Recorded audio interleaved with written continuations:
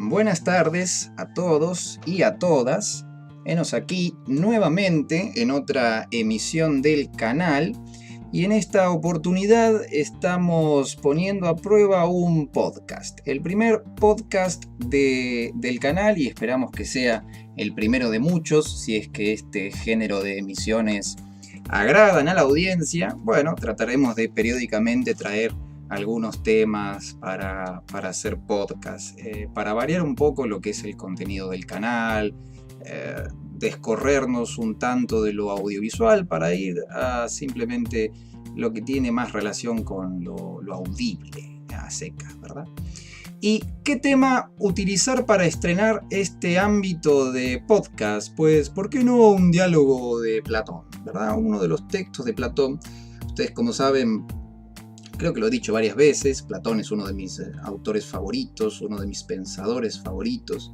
Es un escritor que me ha estimulado mucho el pensamiento, tanto crítico como poético. Hay un poco de ambas cosas en la escritura platónica. Y uno de los diálogos, puntualmente hablando, que me gusta mucho, que siempre me ha suscitado bellas reflexiones, es el Critón, ¿verdad?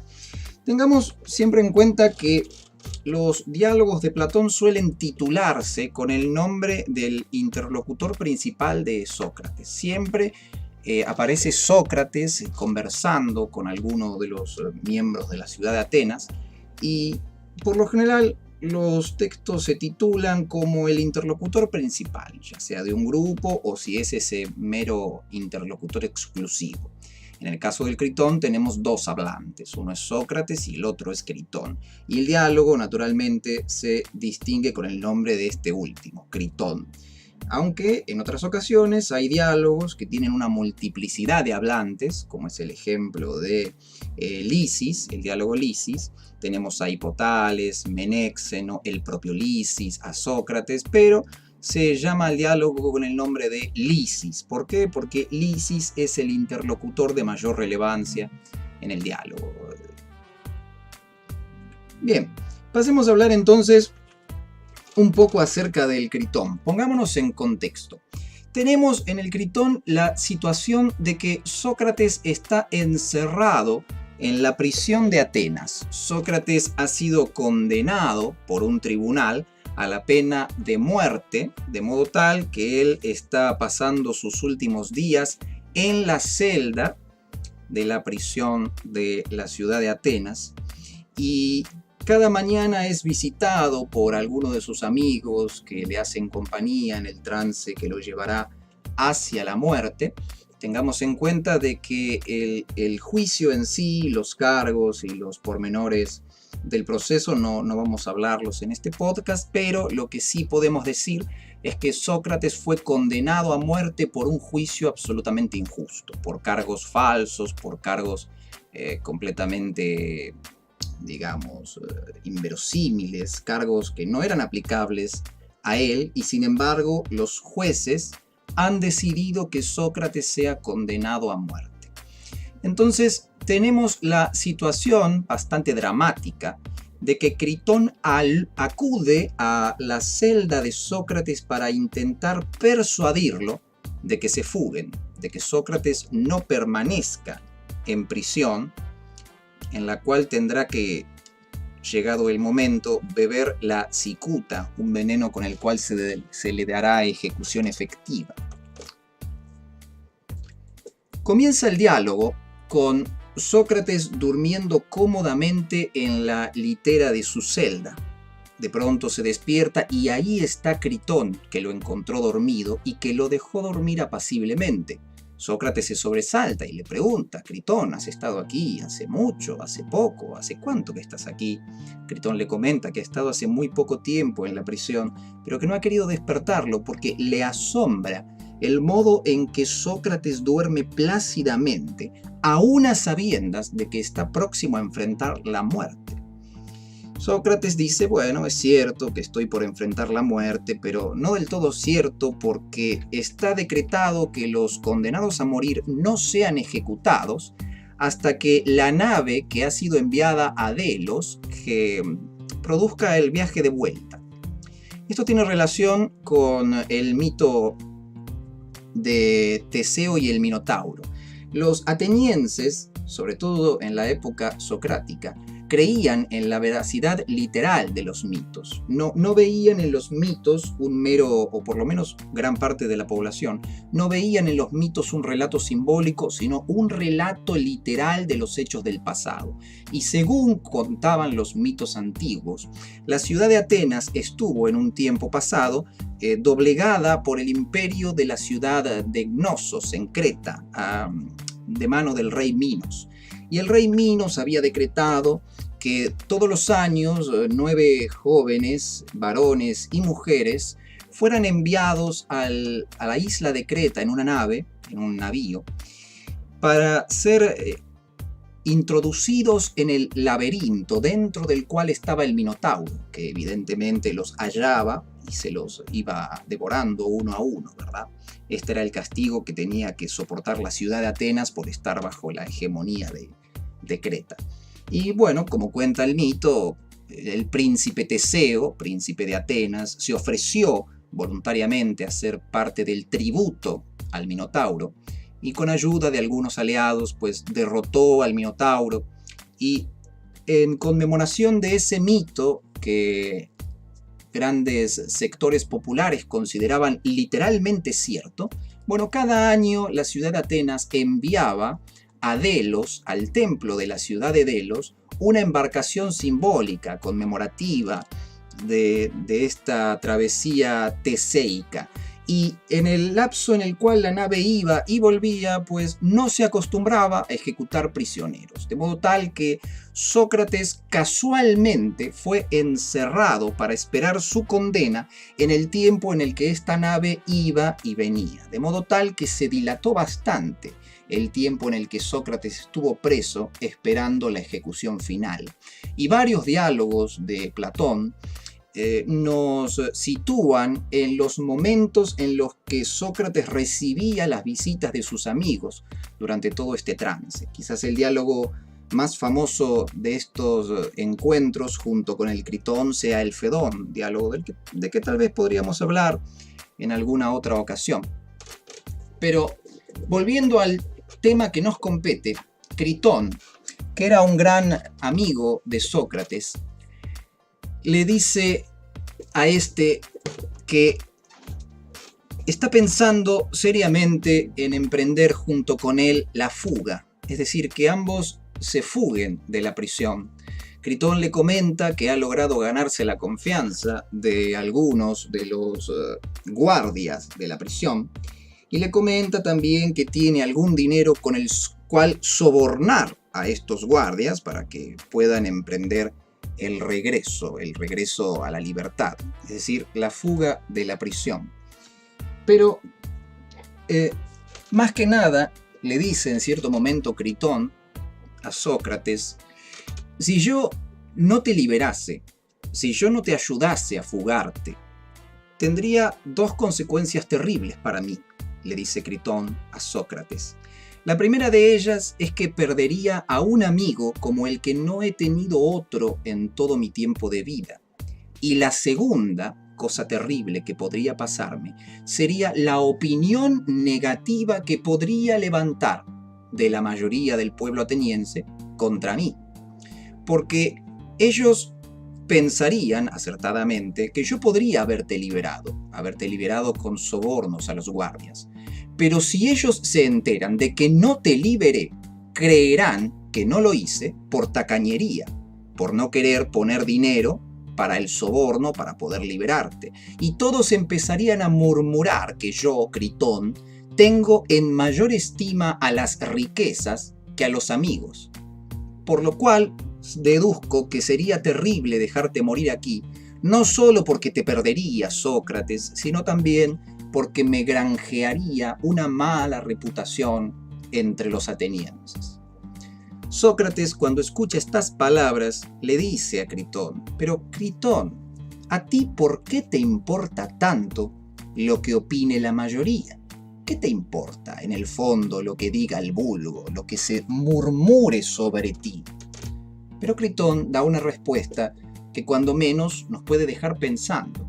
le dice Sócrates, no olvides que la mayoría, si se la hace enfurecer, si se incurre en su odio, tiene el poder para condenarnos a muerte.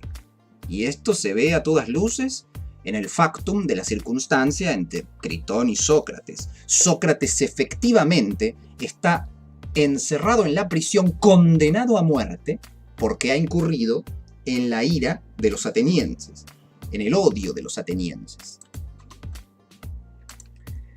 Y esta cuestión, muy interesante, nos puede plantear la primera pregunta que nos suscita el diálogo, una pregunta muy importante, ¿verdad? Y es, ¿tiene la mayoría el poder? Y si la mayoría tiene el poder, ¿hasta qué punto se puede decir que llega este poder de la mayoría? De esta mayoría que tiene facultades tales como la de condenar a un inocente a morir, o la facultad tal como la de lincharlo o destruirlo, o la de moldear las leyes a su antojo. Pensemos que Atenas era una democracia directa, de modo tal que la mayoría era la que con sus votaciones determinaba las leyes y por lo tanto el modo de vida de la totalidad. ¿Puede la mayoría determinar cosas como, por ejemplo, lo que es verdadero y lo falso, lo que es justo y lo injusto? Estas preguntas no están directamente planteadas en el diálogo Critón, ni siquiera en este momento, pero son interesantes que nos las hagamos nosotros, ¿verdad? Porque ¿cuál es el verdadero alcance de poder de la mayoría? ¿Es la mayoría necesariamente la entidad más fuerte? ¿Podría la mayoría determinar qué es lo verdadero y qué es lo falso? Si el día de hoy la mayoría cree que lo verdadero es una cosa y luego cambia su parecer y la mayoría cree que es otra cosa, efectivamente lo verdadero ha mutado de la primera a la segunda cosa porque residía el poder de la verdad en la fuerza de la mayoría. ¿Y qué hay de lo justo y de lo injusto? Lo justo y lo injusto son cosas meramente convencionales, cosas que decide esta mayoría que tiene el poder. ¿O acaso existe una forma de justicia objetiva y absoluta, independiente de los prejuicios y de las opiniones de estas mayorías? De modo tal que no importa lo que piense la mayoría, siempre lo justo será lo justo y siempre lo injusto será lo injusto. Eso siempre que concedamos que existe lo justo en sí, lo verdadero en sí, y por lo tanto lo falso y lo injusto objetivamente. Porque si no existen objetivamente esas cosas, la realidad siempre será a imagen y semejanza del capricho de la mayoría. Y lo que hoy es verdadero, mañana podría no serlo. Y lo que es falso hoy podría dejar de serlo cuando la opinión popular decida que tiene que dejar de serlo. La pregunta es, ¿el número de personas da el poder? ¿Reside el poder en la convención? ¿Qué pasa con cosas como, por ejemplo, el saber, la sabiduría? ¿Acaso diremos que la sabiduría, como la verdad, también varía según el parecer de la mayoría, de modo tal que serán sabios ora unos, ora otros, dependiendo lo que el consenso decida? Porque es una pregunta interesante. Quienes nosotros consideramos sabios en el mundo en el que vivimos, ¿son sabios porque gozan de una verdadera sabiduría objetiva o porque la mayoría, por convención, los considera sabios? Esto también puede extrapolarse, por ejemplo, no solo en el campo de la sabiduría, sino en el campo también, por dar otro ejemplo, el campo del arte. ¿Los artistas son genuinamente artistas o genios del arte porque existe una cualidad objetiva de genialidad estética, artística, o es la convención de la mayoría la que decide quiénes son verdaderos artistas y quiénes no? El problema de la sabiduría, de la justicia, de lo verdadero y de lo falso, es el problema de si la verdad depende de la fuerza de la mayoría o si la verdad es objetiva y no puede ser transmutada ni siquiera por un poder arrollador, como puede ser en una democracia, por ejemplo, el de la mayoría. Porque en última instancia, ¿podría la mayoría cumplir todos sus caprichos, amoldar la realidad a su voluntad? ¿Estaría el principio de lo real en la voluntad del más fuerte, en este caso la mayoría, de modo tal que el principio de lo real, de lo verdadero y de lo falso es la voluntad de poder proveniente del que tiene la cualidad de la fuerza? Esto es, por lo menos, una cuestión que nos puede surgir como una propuesta para pensar a partir de este pasaje del Critón. Como digo, los personajes de este diálogo en este momento, Critón y Sócrates, no plantean esta pregunta, pero podemos planteárnosla nosotros. Es interesante y es bastante universal, ¿verdad? Porque responder en el caso de Critón y de Sócrates es responder en todo caso posible. Cuando vamos a dar una respuesta filosófica, vamos a dar una respuesta que sea válida para todos los casos. Si bien hay como una desviación respecto a esta pregunta que nos puede surgir a nosotros, Critón, luego de que le dice a Sócrates que la mayoría puede condenarnos a muerte si lo desea, le insiste a Sócrates, le dice: podemos escapar de la prisión, podemos hacerte fugarte a Tesalia. Allí en Tesalia te podré procurar amparo en el que podrás vivir, y además no deberías darle a tus enemigos el placer, le dice a Sócrates, de dejarte morir como ellos quisieran que te dejes morir. Y además, Critón acusa a Sócrates de que si se deja morir, estaría abandonando a sus hijos, dejándolos en la orfandad, cuando bien podría él haberlos criado en el extranjero. Luego de haber escuchado estas apelaciones de Critón, Sócrates dice: muy bien, Critón, es muy interesante lo que me propones pensar. Básicamente me dices que nos fuguemos de la prisión. Está bien, vamos a pensarlo. Sócrates dice: siempre he sido de la opinión de que hay que hacer no cualquier cosa, ni siquiera la que nos convienen, sino lo que es justo, y lo que es injusto no debe hacerse. De modo tal que te propongo, Critón, que analicemos si es justo que huya de la cárcel. Si es justo, hagámoslo y huyamos de la cárcel. Si no es justo, dejémoslo y permanezca yo aquí hasta que llegue la hora de mi ejecución. Porque Sócrates tiene este precepto filosófico, no solamente teórico, sino también ético. Lo importante no es vivir, sino que lo importante para Sócrates es vivir bien. Y vivir bien implica vivir con justicia y con virtud. Para Sócrates no es tan importante la mera supervivencia, porque si así fuera, cualquier vida daría lo mismo, y valdría la vida por cuanto más extensa fuera, lo cual no es cierto, porque no se corrobora en lo real que cualquier vida, en tanto sea supervivencia mera bruta, valga la pena para cualquier persona, porque hay formas de vivir que nos son más deseables y otras que son menos deseables. Por eso lo importante no es tanto vivir o sobrevivir, sino vivir bien. Para empezar, Sócrates retoma esto que le ha dicho Critón acerca de si debe tenerse temor de la opinión de la mayoría o si no. Le dice Sócrates a Critón: debemos creer que todas las opiniones son válidas, que todas las opiniones merecen ser oídas, o más bien que unas sí y otras no. Critón responde que, bueno, que no es cierto que todas las opiniones deban ser escuchadas, sino que más bien unas sí y otras no. Pero ahora bien, ¿qué opiniones sí y qué opiniones no?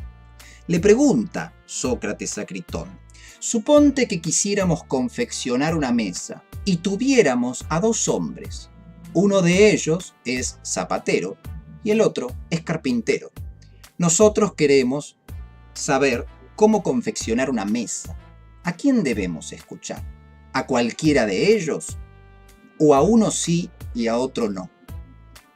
Critón responderá, bueno, es evidente que tenemos que escuchar la opinión del carpintero y no la del zapatero, porque el carpintero es el que hace mesas, sabe hacer mesas. El zapatero no. Pero si quisiéramos hacer un zapato, deberíamos escuchar al zapatero y no al carpintero, porque el zapatero sabe hacer zapatos. Si nosotros quisiéramos saber cómo conservar la salud, ¿deberíamos oír la opinión y el consejo de cualquier persona o la del médico y la del gimnasta? Es evidente a todas luces que la del médico y la del gimnasta. ¿Y en qué se caracterizan estas personas cuyas opiniones son dignas de tenerse en cuenta? Se caracterizan en que están basadas en el saber. Solo el que sabe debe ser oído, no los otros, ni siquiera en el caso de que los otros fueran mayoría, porque la mayoría, si no sabe, no puede producir ningún bien en la realidad fáctica. Pensemos el caso de que la ciudad tuviera la necesidad de construir un templo. Por dar un ejemplo cualquiera, ¿verdad?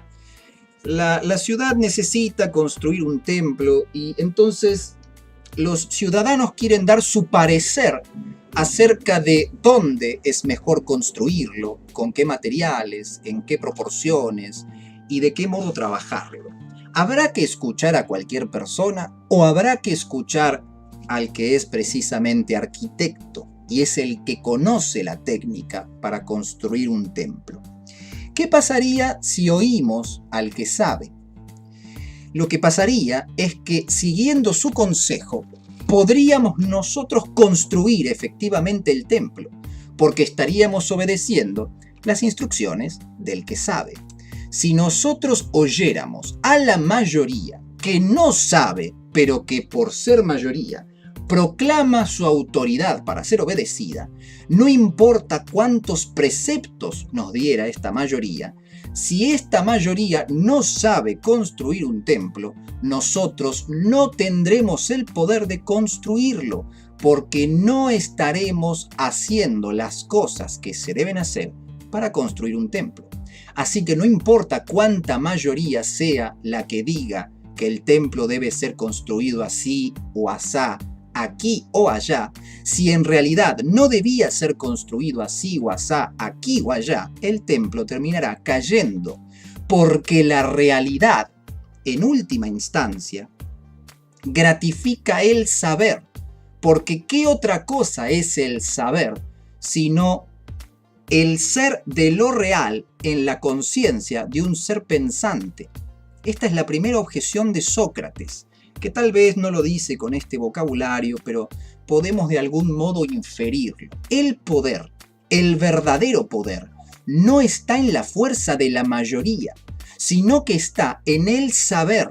El saber que se apoya en lo real es la fuente de toda fuerza, porque en última instancia la fuerza proviene de la realidad. La fuerza saca su potencia de lo real y no le impone a lo real a partir de su potencia. Porque no importa cuánta fuerza física tenga una mayoría, si la mayoría no sabe, no puede hacer lo que no sabe hacer, porque en última instancia la verdadera fuerza, el verdadero poder, proviene del saber. El que sabe puede y el que no sabe no puede. Entonces, insiste Sócrates a Critón. ¿A quién tenemos que escuchar, por ejemplo ahora, acerca de si es justo o injusto que me fugue o que no me fugue? ¿Hay que hacer lo que diría la mayoría o hay que basarnos en el saber? Bueno, Critón admite que tiene razón, hay que basarnos en el saber. ¿Y cuál es el saber que necesitamos para determinar si es justo o injusto que me fugue? Bueno, el saber de la justicia y de la injusticia. ¿Y quién tiene ese saber sino el sabio? Entonces, ya ha quedado sentado, por lo menos han quedado sentados dos principios. El primero, que nos dice que no es tan importante vivir, sino vivir bien, de modo tal que no se fugará Sócrates. Si se fuga, no lo hará por el simple hecho de vivir y de sobrevivir, sino que lo hará si, solo si, el razonamiento demuestra que es justo y que es bueno que se fugue. Si se demuestra que es justo y bueno que se fugue, se fugará. Si se demuestra que no es justo ni es bueno, no se fugará.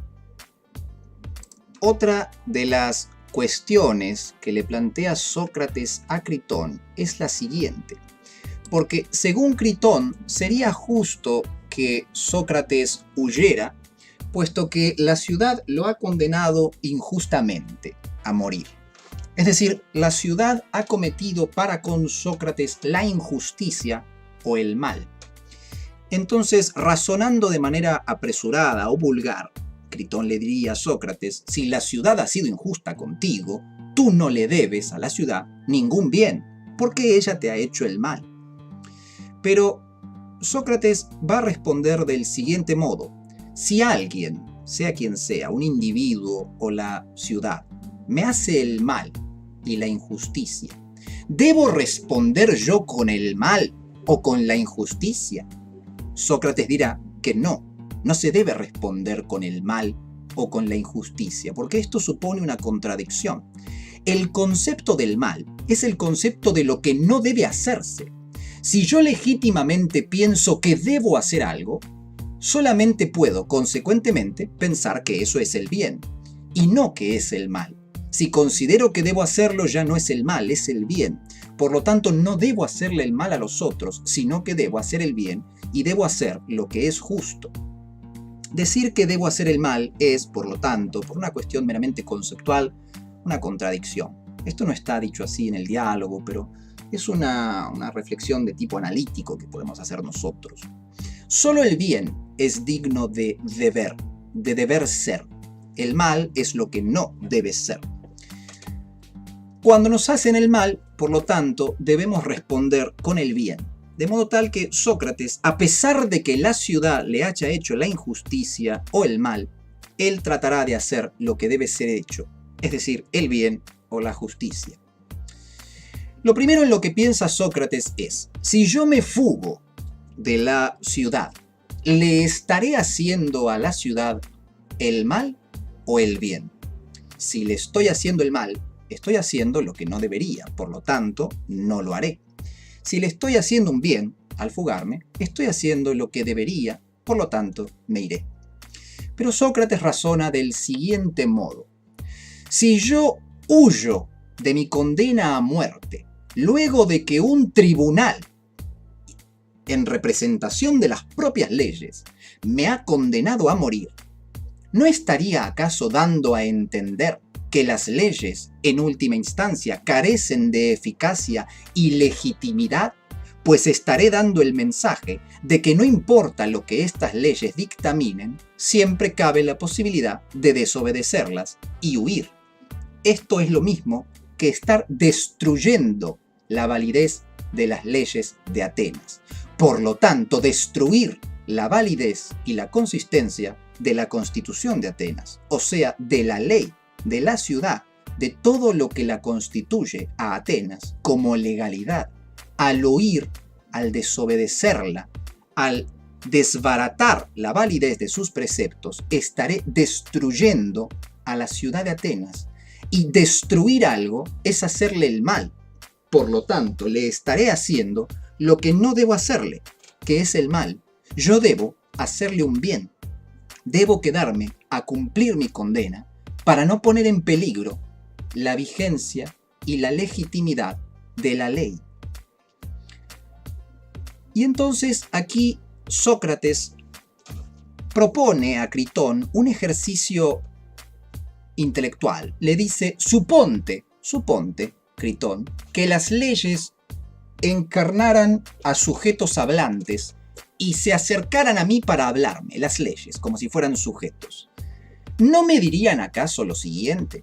¿No me dirían que yo, al huir las estaría destruyendo a ellas y que no tengo un derecho verdadero a destruirlas, puesto que durante toda mi vida las acepté y siempre las di por válidas con mi ciudadanía activa. ¿Esto qué quiere decir? Quiere decir lo siguiente: las leyes han creado al sujeto de Sócrates, porque Sócrates es quien es debido a la educación que tuvo como ciudadano de la polis ateniense.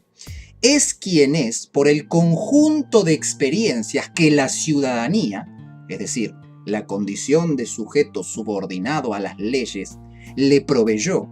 O sea que él le debe su identidad a las leyes, le debe su ser a las leyes.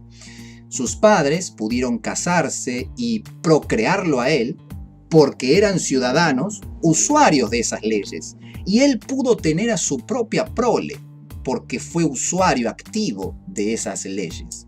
Él se crió en conformidad con las leyes y él alcanzó incluso su estatus de filósofo gracias al amparo de las leyes. Por lo tanto, destruir las leyes o destruir la validez de la legalidad de la ciudad no es otra cosa que desconocer la deuda que tiene Sócrates con la ciudad por su subjetividad, por ser él quien es. Además, dice Sócrates, si las leyes pudieran hablar conmigo, me dirían lo siguiente. Ellas me dirían: ¿no es cierto, Sócrates, que cuando alcanzaste la mayoría de edad, tuviste la libertad de haberte marchado si nosotras, las leyes, no te gustábamos? ¿Y no es cierto que pudiste haberte radicado en cualquier otra ciudad libre? Esto, evidentemente, es incontestable, pero Sócrates decidió permanecer en Atenas y ser ciudadano ateniense, de donde se sigue que tácitamente, con su estadía en la ciudad, con el desarrollo de su vida en la ciudad, siempre estuvo de acuerdo con todas las leyes, incluyendo con la posibilidad de que legalmente fuera llevado a juicio, acusado y condenado. Incluso, insisten las leyes en esta situación hipotética en la que las leyes hablan, incluso durante el juicio tuviste la oportunidad, Sócrates, de habernos persuadido a nosotras, a través de los jueces, de que lo justo era absolverte y no condenarte a muerte, pero no pudiste hacerlo. En un juego pautado, en reglas pautadas, esto es, en el juicio, que todos acordamos que era lo que debía ser justo, tuviste la oportunidad de defenderte del juicio en el que ahora has caído y no lo has logrado. Cuando hiciste tu apología en el tribunal, aceptabas la posibilidad de perder la vida por un dictamen de sentencia, y efectivamente es lo que ha pasado, y ahora pretendes huir y destruir incluso aquella instancia en la que te permitimos tu defensa. ¿No es esto acaso atentar contra todo lo que te ha constituido, no solo como Sócrates, sino como el filósofo que dices que eres? Además, y por último, le dice Sócrates a Critón, siguiendo esta hipótesis de las leyes parlantes, las leyes le recriminarían a Sócrates: si te vas a Tesalia y te exilias ahí donde Critón quiere ampararte, ¿qué vas a hacer allá en Tesalia? ¿Acaso vas a filosofar con los tesalios?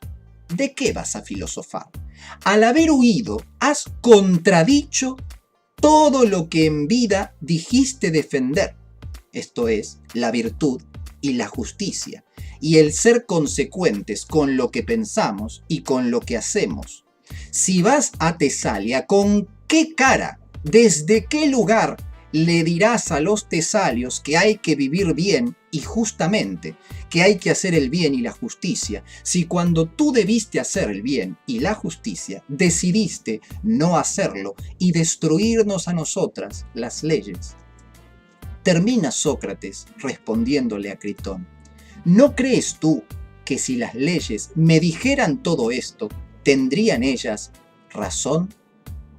Y Critón, consternido, triste, dice: tienes razón, parece que las leyes están en lo cierto. Y entonces, concluye Sócrates, es de esta manera, Critón, que la divinidad nos ordena proceder. Voy a quedarme aquí para cumplir mi condena de muerte. Así es como termina el diálogo, Critón, y nosotros podemos preguntarnos si es correcto o no el razonamiento de Sócrates, o cuando menos podemos pensar en algunas preguntas que nos podría suscitar el razonamiento de Sócrates respecto a las leyes y que uno le debe su identidad, su subjetividad y toda su felicidad a las leyes que lo han visto nacer.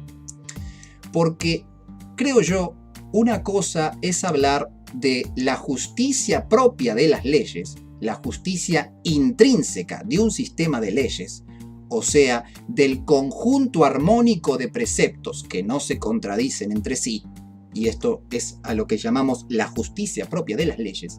Una cosa es esa justicia relativa a un corpus de leyes, de modo tal que habría una justicia ateniense, una justicia espartana, una justicia, no sé, una justicia incluso persa, una justicia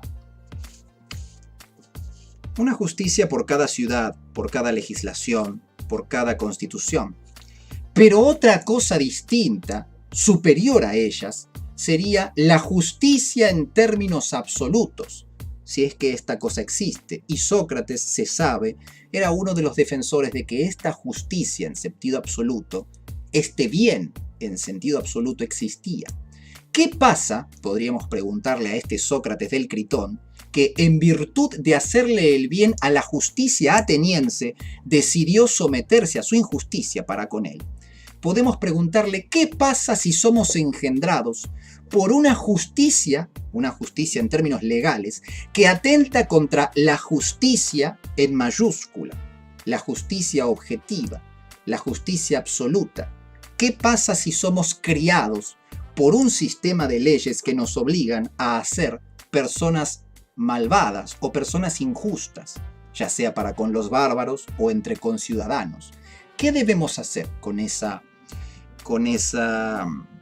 justicia relativa, con esa justicia, si se quiere, de corte legal?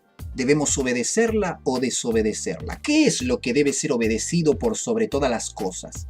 ¿La justicia de un corpus legal o la justicia en sí absoluta, propia de la realidad? ¿Qué pasa si un sistema de leyes nos cría de modo tal que desarrolla una subjetividad que apela a la justicia universal, pero que en nuestras obligaciones ciudadanas nos pide o nos demanda acciones que atenten contra esa justicia universal? Podríamos pensar que esta justicia relativa crea sujetos que quieren defender la justicia universal y que deben, por lo tanto, desobedecer y destruir a esta justicia relativa que los ha criado en su condición ciudadana. Podríamos pensar válidamente un sistema de justicia legal que críe y desarrolle sujetos cuya plenitud consiste en destruir a esa madre justicia, a esa madre constitución que les dio el seno. Podríamos pensar que sin contradicciones la justicia universal, si esta cosa existe, y Sócrates creía que sí existía, podríamos pensar que esta justicia universal en ocasiones nos manda a generar este matricidio respecto a la justicia relativa que nos dio el ser y la identidad. Podríamos pensar que más allá de la norma de una civilización legal, cualquiera sea esta, existe una norma universal que sea la racionalidad absoluta, que nos manda a realizar bienes y justicias que están por encima de cualquier legislación. Si esto es así, volvemos al problema de la verdad y la mayoría, porque en términos de fuerza, una constitución vigente no es otra cosa más que la mayoría dando su fuerza de facto. Pero si existe genuinamente una justicia universal que se hace conocer a cualquier ser racional y que nos manda preceptos superiores a los de las normas de estas justicias legales relativas, entonces tenemos que concluir nuevamente no solo que la mayoría carece del poder, sino que, en efecto, siempre que una justicia legal relativa nos mande a ser injustos, siempre esta justicia estará condenada, esta justicia relativa, estará condenada a perecer y ella misma tendrá el germen de su propia destrucción, en función de una norma universal trascendente a cualquier norma legal, que es la norma de la racionalidad del universo, ¿verdad? Estos son algunos desvaríos especulativos con los que podemos permitirnos jugar a partir del estímulo que supone la lectura del Critón. A cualquier persona que quiera leer el texto se lo recomiendo porque es muy bonito, es una lectura muy enriquecedora, que siempre lo deja uno pensando y lo estimula intelectual y pasionalmente, porque hay que ser honestos, es muy conmovedor que Sócrates decida quedarse porque considera que eso es lo recto, aunque quedarse implica morir. Hasta aquí el primer podcast, este podcast experimental. Si les ha gustado, dejen una mano arriba, un like. Esperamos que si esto ha sido del agrado de la audiencia, bueno, podamos hacer más podcast en el futuro, ¿verdad? Por lo pronto, aquí me despido. Mi nombre es Docilazo. Recuerden que tienen los links abajo, me pueden seguir en la página de Instagram, que soy muy activo por ahí. El Twitter no lo uso tanto, pero sí, a veces lo uso si alguien tiene curiosidad por leer algunos tweets medianamente aleatorios, pues puede seguirme por ahí. Y luego también seguirme en la página de Facebook, que por ahí suelo hacer los comunicados más importantes respecto al canal. Por lo pronto, les mando un saludo grande a todos y a todas. Espero que hayan pasado un ameno momento. Me despido. Hasta luego.